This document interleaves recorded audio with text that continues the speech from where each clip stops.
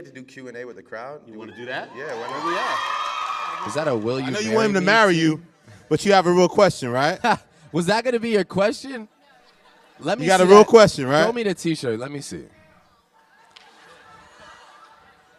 My fiance actually proposed to me in that shirt. What?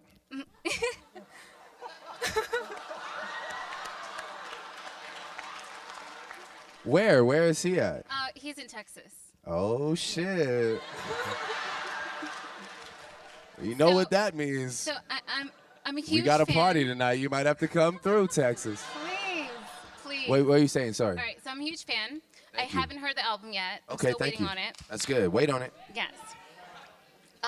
I'll see you Monday, Tuesday, and October 28th. So, okay, my question is a two-part. Number one, Okay. what was the reason behind the T-shirt last night? Because I loved it. Oh, with oh, Jaden Smith. And the second part yeah. is, can I get a picture after this? Oh, yeah, maybe on the second one. The first one, I just like, I don't know. I just love, like, Jaden's like, that's my little brother, and I thought that picture was like priceless. That was like the best. So I just like sent it to the guys that do OVO. I was like, man, you got to make this into a T-shirt, and I got another one actually. I was planning on wearing it tonight, so you might see it again. Yeah. What was it? Secret? No, it's the same shirt. I'm just saying, I got a fresh one. No, but you know what I think you've done now? Like, I wanted to ask you about that. It seems like, you know, again, the criticism of you, people will say things and try to make jokes. It seems like you have way more of a public sense of humor about stuff. Like when people are doing memes about you or something, you'll retweet it. You know, like the fact that that could be something that people make fun of, you embrace it almost and kind of have this ability to kind of, you know, laugh at it and But just it's see like- the silliness of it, right? If that's the best thing you have on me, then like why wouldn't I just? That's amazing. What do you mean? Like things could be so much worse. Like, you know, it's like those things to me. Like I'm able to laugh. First of all, like I don't take myself too serious enough to the point that it's like when something's funny, I'm all about funny. I'll laugh at anything. Like for real, I love to laugh. So even if it's at the expense of myself, I mean, like I understand what Instagram and the internet and all that has become. You know, any image of you that's like remotely just slightly off a bit, they're gonna like capitalize on it. You know what I mean? Like, so they make fun of the way you dress. They try to clown you on things like that. yeah, but it's just like who am I supposed to dress like? Like I love the way I dress. You know, I feel comfortable every day. Like, you know, it's like. I'll be honest, like, I don't want to look like these other guys. Like, you know, that's for them. You know, that's their shit. Like, I don't want to look like them, you know. And, yeah, I don't know. That stuff to me is, like, it's just not that serious. Like, it could be way worse. I could be in, like, real trouble. Somebody could be, like, I've said this before in interviews, but, like, man, I get to wake up every day and be myself. I don't wake up, and I'm not sitting here waiting for somebody to be like, man, I hope they don't find out how old I really am, or like, you know, like, oh, I hope that picture from 9 years ago doesn't come out because that'd be terrible. Like, you know, it's just, I'm good. Like, everything's out in the open. Like, yep, I was on Degrassi. Yes, you know what I'm saying? Like, I've worn mad. Yes, I wear sweaters. Yes, I wore a throwback Dada outfit, and it was crazy. Like, Dada. I do. Yes, I did it. Like, I don't give a fuck. Like, this is my life. Like, I don't care. You know what I'm saying? This is like. Next question. What we got? Jesse, who you got? Right here. B-Dot has a question. Yeah, this is crazy. B-Dot doesn't ask no questions. B don't ask questions, but when I do, I want to talk to you about the cover. I know you could commission the artist, what's his name? Kadir Nelson. Kadir, yeah. Can you talk about that and the concept behind it and, you know, everything related to it? Yeah, well, basically, I was working at Marvin's Room, which is a studio, which is actually a real place. It's a real studio. Los Angeles. Yeah, in LA, and the guy who owns it has all this incredible art up on the wall, and one of the pieces is this mural of Michael Jackson. It's one of the most incredible things. Yes, you can clap for Michael Jackson. Yeah.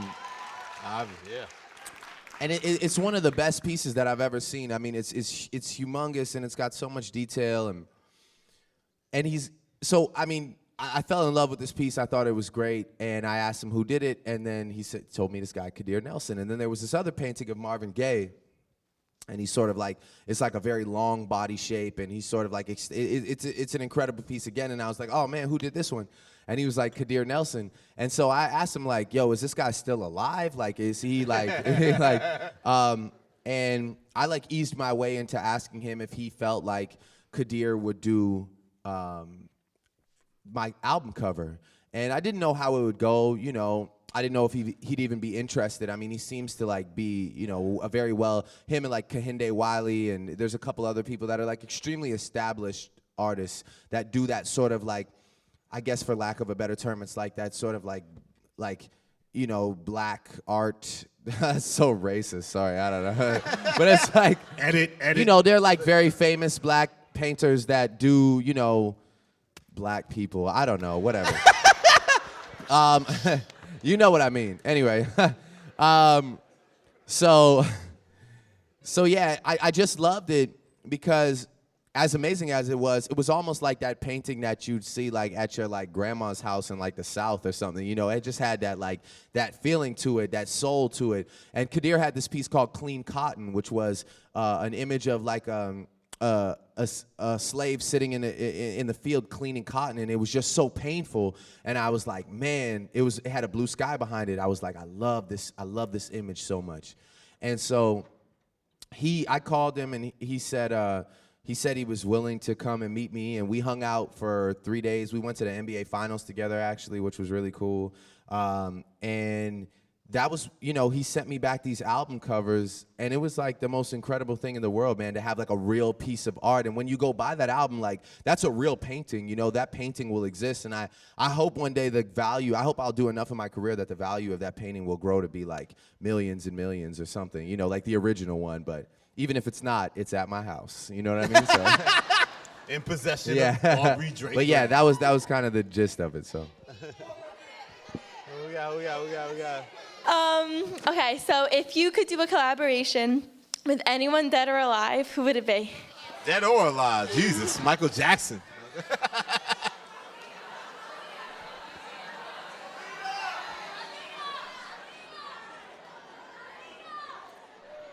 Yeah, I mean.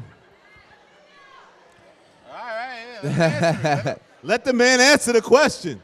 Before things kind of went downhill with it, I was actually working on my dream collaboration, which was me and 40 at one point were working on this, you know, this Aaliyah album that got, you know, blown up out of proportion.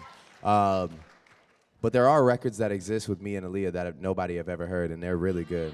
So that would be one, and then I think that all the other ones, like I've done. You know, I've done a lot of great things with a lot of great people. I mean, if there was one person still that I want to work with, it would be Sade. You know, and What went wrong with the Aaliyah project? Was it's officially scrapped? Like, what happened? I don't know. I think the press got out of hand. They maybe just had like a different vision for it or something. I'm not sure. It was sounding great to me, but you know, whatever they end up doing with it, I wish them the best of luck. And I think there might be a record on there with me and her. I'm not sure, but it was great. It sounded really good. So going back to something you said earlier, you said you use your tracks to air out a lot of your feelings. So like, what's the real life application of that? Because you got a lot of young men out here subtweeting their feelings rather than saying them, you know. So how are you letting the people in your life?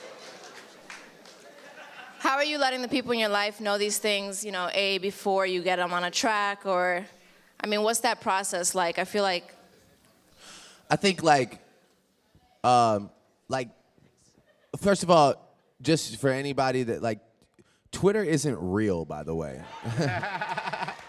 It's like, it's not like any, like, there's no gauge on like real life on Twitter. That's a terrible medium to like exist in. And you can enjoy it. You can even indulge in it, but like, just don't live your life by that weird code on that internet program.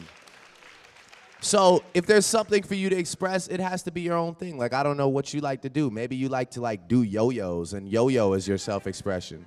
Weird example. Yo-yo game. But hey, maybe you like to, maybe it's like painting. Maybe it's making clothing. Like, I'm not sure what it is. As far as expressing your feelings, if you happen to be one of those people that's eloquent enough and you enjoy words, then I always encourage you to do it any way you see fit, whether it's poetry, music, or whether it's just direct communication with people. But like, get off the internet, like go, like, tell somebody tell somebody like, come meet me for a drink, let's have dinner, let's go for a walk, like, like real life shit, like, I don't know. And I know it's tough, like I know we all love, we all love it, but I'm just gonna give you like an example. It's like, when it stopped being real to me was like on my mom's birthday. I'll never forget. It was all these people being like, happy birthday to your mom, happy birthday. And then I saw some guy be like, yo, I hope your mom dies in a car crash tonight. And I was just like, man, like, why am I reading this? Like, what is going on? Like, who is this guy? And then I went to, like, obviously I went to his page because I'm just like fucking. And then, like, he's just 50 like, followers. Yeah, no, well, obviously he just had like a Tyler the Creator sweater on, and like he was just like 13 years old, like, just like jerking off to like Grand Theft Auto and shit. Like, it was just like, but it's just like, Nothing was the same in stores this Tuesday. I just encourage you to like just live your life, man. It'd be great, and as far as communication goes, like it's about whatever works for you. What works for me is music, but you can share that true expression. It's not subtweets. You pour it all out. You put it all out there. Yeah, I do subtweet sometimes. So. We love Hold On, We're Going Home, but what is that song about? Like, Drake, no, I've been asking Twitter, I've been asking everyone, what do those lyrics mean? Where's home? Where you go? Like, what's going on? I don't know. I'm being real. I don't know. Well, in my life, what's your name, by the way? What is it? Nikki? Yeah. Ironic. No. In my life, I'm at a place where I can't offer somebody that I'm with that much right now. I'm so dedicated to this. I'm so committed to this room that I can't really offer somebody the nurturing and the dedication and the loyalty and the consistency that it takes to maintain a relationship.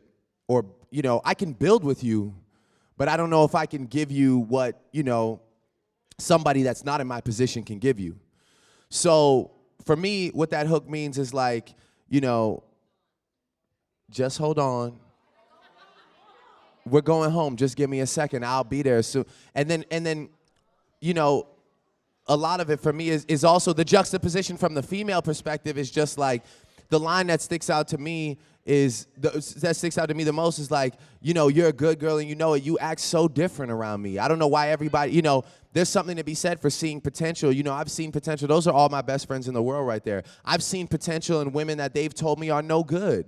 Straight up, like they've told me, but maybe I see something in them. Maybe our relationship is exciting. So with that being said, it's sort of like me talking to a woman, but also me talking to myself. That's really how I put it. Is there a part of you that still even feels uncomfortable of the idea that right now you're in that number one spot? And what that means, like, do you feel like it's almost like when you're on a rise to go for it is one thing, but now that you're the champ, to defend the title is a whole other thing. Like, do you feel that way?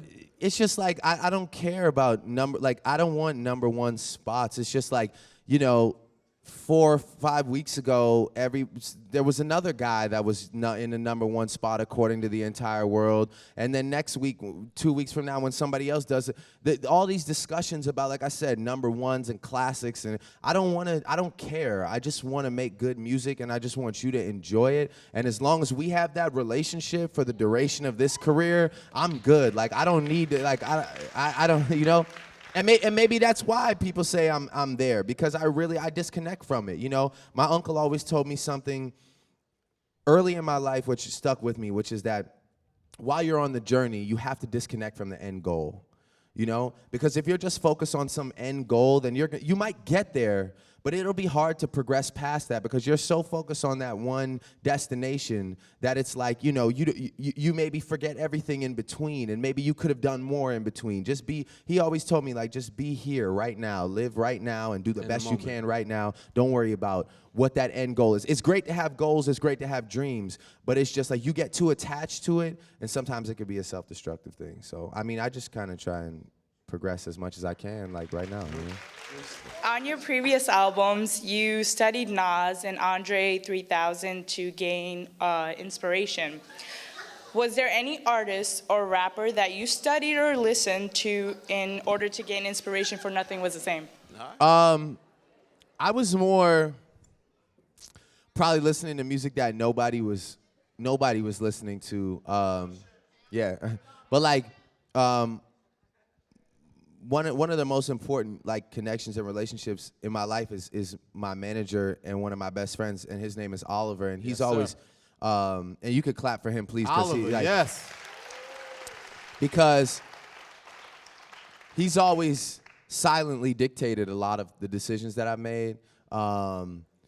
He does a lot, but when it comes to the music, he provides me with the inspiration that I need to keep pushing forward. So he'll give me playlists of music that I would never, I just don't have the time to go find. And his ear is so good that, in another life, he's a producer or like some like DJ that gets like $9 million a night to like spray like cryo in the air and like be like, but he's such an incredible mind and an incredible ear that he gives me music that nobody else listens to. So that music combined with like the extreme hood shit that I listen to, like Lil Herb and like all like these like we seen the Instagram. Yeah, So. I just like I try and sort like I balance it all out, and that just comes from me like spending summers in Memphis, Tennessee, and like listening to like old Yo Gotti like albums and listening to like 3 6 but for this album, it's crazy because.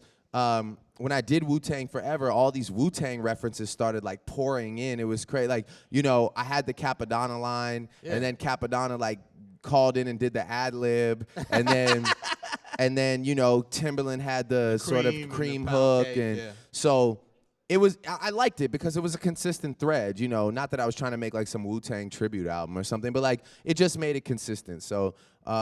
As far as being inspired for this album, though, I mean, I think I was really more inspired by like 40, Detail, Oliver's selections, like more so than any other artist. I wouldn't really say I was inspired by anybody else's music as opposed to just the people around me for this album. So yeah. Before we get to my man, Detail 305 To My City, like talk about that record. Like Detail seemed like he got a larger role in this yeah, Detail creation. did like 4 records on the album. Detail did, me and Detail worked together on Worst Behavior. Me and Detail worked together on 305 To My City. He produced the beat for Paris Morton Music too. And then we also worked together on Own It. And Detail's this guy who, he'll come into the studio and be just super excited and full of ideas. And if you can I am a great, we work very well together, because he'll have like initial ideas that once developed, they become like something incredible. And not to say that they're not great ideas to begin with. I'm just saying we work well together as a team. He is a brain. He sparks a lot of ideas. And then we'll move forward from there. And he's so passionate about it. And it makes me passionate about it. And, we have a great, it's one of the people that I've met over the course of this journey that really inspires me in the studio. So he was a big part of this album, and I liked it because he took my flow away from what people expected. It would have been easy for me. Like I said, I don't want to sound like No New Friends. I don't want to sound like I'm on one. Yeah. I did that already. And for me to come back and win like that is like me winning on the Heat again. It'll just be like, yeah, okay, yeah, he won, but I mean, it didn't make me think. It didn't make me I almost want you not to understand it at first. It should take 3 weeks. If you love something the first day, that means you're gonna be over it soon. I want you to take your time, man. I wanted to pose questions. I want there to be people in this audience that don't like this album or have questions about it or feel like it's different. That's what music is about. You have to give people some evolution and some variety, or else it just becomes redundant and then it just goes downhill. So for me, I took a risk on this album by changing my tones and my flows. Yeah, you said you experimented with some Yeah, I different just vocal experimented tones. with different things, and I'm really proud of how it turned out, you know, and I feel like I've lived with it for a year. So I feel like on Tuesday, once you get to live with it for maybe 4 weeks, 8 weeks, 12 weeks, I feel like you'll start, longer than that, but I feel like you'll start finding things in it that you really love. So I'm looking forward to that. All right, close us out, Crown Man. Don't mess us up, man. Come on, man. Close Nah, I us ain't out. gonna Right. mess y'all up, man. First got a good and foremost, question? man, these for you, man. Oh, I thanks. made these for tonight's show. Tease on deck, Yeah. bruh. I had to get you right, man. I don't know if Man. you're ever gonna wear them. Thanks, man. I had to get you right, man. But now Tease this is my on question. the gold owl. Let me hold this up for you, man. Yeah, man, do that, man. Do what you gotta do, man. Do what you got to do. It's the Gold Crown Owl, man. It's a crown event, so I got you and Elliott Why Wilson you got right the for box? tonight, too? man. You got the box. I was about to say, are you hosting an after started. party or some shit? What the You fuck? want me to host you at the party, man? We can get right, man. But What's nah, your question, my G? This is my thing. I see your artist selection is very picky, and I noticed that when you pick an artist, you really like to study them. Like when you told Elliott Wilson about Future, you said, "Yo, he got it. He gonna do this." Like when you said stuff about The Weeknd, or even your new artist, Party Next Door. I'm an artist myself, so all I want to say is, what do I have to do, or any artist in this room have to do to get noticed by you? That's a great question. I think that for anybody, what you have to understand is like there's a way to exist in this world that's like we've never had it before, but like I strongly believe in the fact that if you have a good product, for the first time ever, there's a way to like get the world to hear your product, and if it's good, you will see the results from it. You understand what I'm saying? Like, there's people that, you know, artists will drop a mixtape, and if that mixtape picks up, you know, whether it's like House of Balloons or Party Next Door, like, he'll get like, I remember seeing when House of Balloons dropped, I remember people being like, yo, I'm in the Netherlands right now listening to House of Balloons. It's like, what? Like, you know, we have such a platform to access the entire world. And my biggest thing to you, your question was, how do you, like, I guess, catch the attention? It's just about finding your own moment, you know, and having the music be great, as cliche as that sounds, but it's just like, man, you know, there's not a lot of great music to choose from, so when somebody is great, the world will let you know, trust me. It doesn't take me, it doesn't take this guy, the world will let you know. All you have to do is put it out there, and there are people who scour the internet every day looking for the next big thing, and I promise you, if that product that you have is potent enough, you will be the next big thing. And I feel like that's it, you know? Before we go, I mean, it's obviously your moment now. You had, again, back to that intro, you had that line, hey, about how you'll be here. You said who'll be here a decade from now. You know, like, why will you be here a decade from now?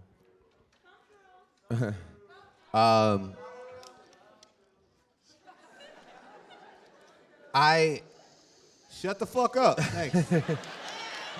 I'll kick you all out. I don't give a fuck. I'm definitely like, I'm in this for the long term. You know, I have a long-term vision, and I feel like I've built a strong enough relationship with the people, you know, not with anybody else, because, again, no offense to anybody else. I respect what everybody does. I respect what you do. I respect that, you know, but I don't care about anything else except for the people, because the people will dictate how long you stay in this game. So with that being said, my duty is to give them what they need, what they want. You know, I'm here, like, I work tirelessly to stay on their mind, you know, to give them moments where it's gonna be hard for us to just disconnect or fall apart. You know, I wanna build personal relationships, even if we've never met personally. I wanna build personal relationships, you know. So why I think I'll be here in a decade is just because I'm dedicated to that. Like I said, you know, this album is done, and as soon as 40 gets enough rest, which is extremely important, I'm ready to go again while I'm on tour, while I'm coming to see all of you, shake hands, we can hug if you're a female, and you know, and I want to just be like, you know, I want to be somebody that we grow together, because very few artists get to grow with people, and we've grown together. I mean, from the looks of the crowd, we've grown from like Jimmy Brooks in the wheelchair to like, you know, to So Far Gone, to Thank Me Later, to Take Care, to Nothing Was the Same, and you know, and with that, and Comeback Season, yes, of course, sorry.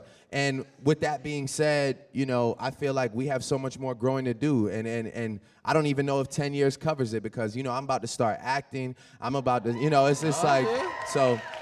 Yeah, with that being said, you know, I plan to be here for as long as I possibly can, and I just want to keep making, you know, I want to keep making you guys happy, because you make me happy on nights like tonight, and you deserve it. So Well, keep growing, man. Drizzy Drake, thank you, baby.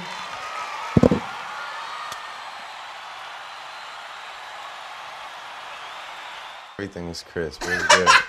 As soon as they brought that drink out, I was in the zone, you know? No, it was really good, man. It was like, it just felt like, it felt super natural, you know? I feel like it was a good crowd. yeah, know? the crowd's very active. Very active, yeah. And I feel like they left fulfilled, which is like the most important thing. without a performance. I mean, that's what's unique about Which the is, experience. well, that's like why it's you're an interview. you're the Don, you know? I mean, like, to sell tickets to an interview is pretty, it's ballsy, man. So it's like, I think we gave them enough that they feel great about it.